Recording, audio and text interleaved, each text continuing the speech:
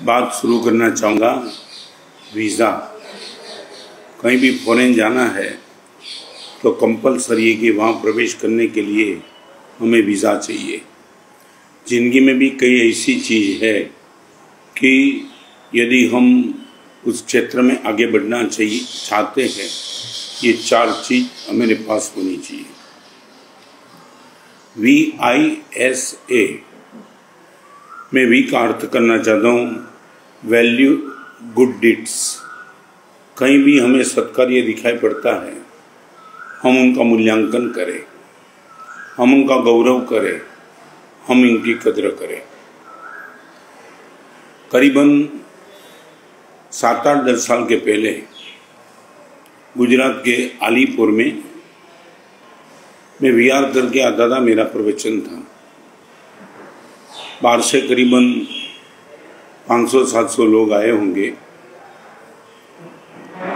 प्रवचन का सब्जेक्ट तो अलग चल रहा था, मगर प्रवचन के पहले बाहर से जो 700 लोग आए थे उनके लिए जो भोजन की व्यवस्था जिन भाई ने की थी, जिनको स्वामी वात्सल्य कहा जाता है, उनका आलीपुर के ट्रस्टगण की ओर से बहुमान था।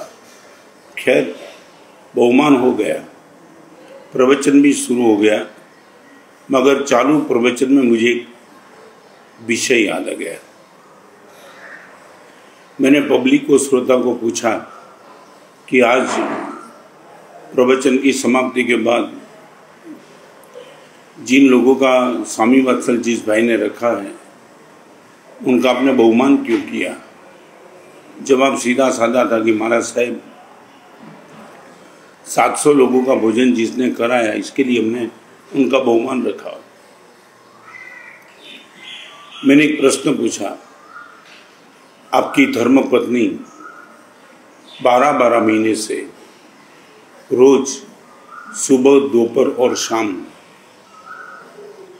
आपके पूरे परिवार को भोजन कराती है, बाहर से आने वाले मेहमान को वो संभाल लेती है, बेटे का लंच बॉक्स, पति का टिफिन, साधु साध्वी भगवान की सेवा और भक्ति,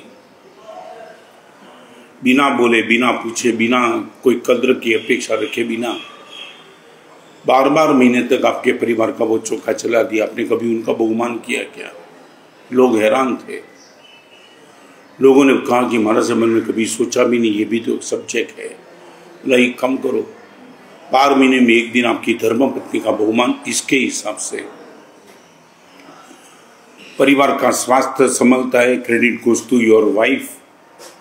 और लोगों के मन में बैठ गया।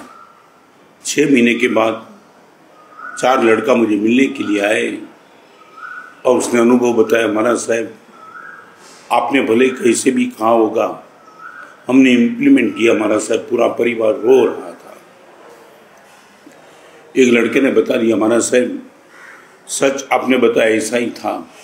परिवार में 8 लोगों का चौका सिर्फ मेरी पत्नी के कंधे पर, बहन मेंटली रिटायर, सास बीमार, माँ बीमार, पिताजी और मेरे पूरे परिवार का चौका वो धर्मपत्नी संभालती थी। और परिवार के 50 लोगों को आमंत्रित किया, पत्नी को पता भी नहीं था। और सही समय पे जब प्रोग्राम शुरू हुआ, तो घर में ही ड्राइंग रूम में पत्नी को महाराज साहब ऊपर बिठाया, हम सब नीचे बैठे थे। वो समझ नहीं पाती थी क्या हो रहा है।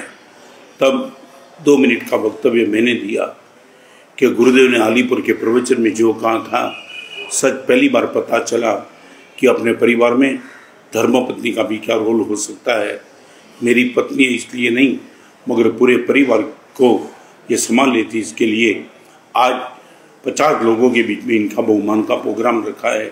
महाराज साहब, माँ के हाथ में फूल की माला थी, श्रीफल था, माँ के हाथ में कंकावटी थी।